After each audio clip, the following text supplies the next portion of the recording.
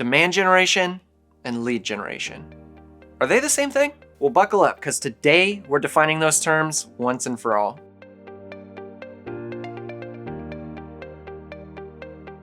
So let's kick off with the what's what. Demand generation is all about creating the feeling of, I need this, among your potential customers.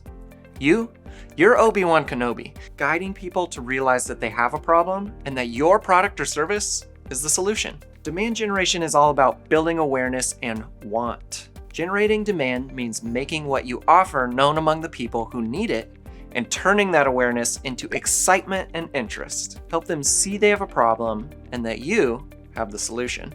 Now with lead generation, you're creating content or marketing campaigns designed to capture a prospect's contact information so that you can market to them. It's basically like capturing Pokemon. Gotta catch them all. You collect contacts and keep engaging them until they make that coveted purchase. Now these folks already know they have a problem they want to fix, and you're getting their contact information, aka the lead, to hit them with the good stuff. So quick recap. If demand generation is creating the want or need for your product or service, lead generation is the act of capturing existing demand in the market and getting those people in your marketing sales cycle. So then the question becomes, should you go all in on demand gen or lead gen? That's like choosing between Netflix and Hulu.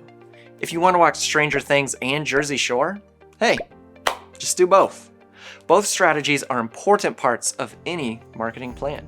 By marrying demand gen and lead gen, you create a seamless experience that guides your prospects from becoming problem aware to solution aware, finally leading them to that golden buy now button. Need help with your marketing strategy?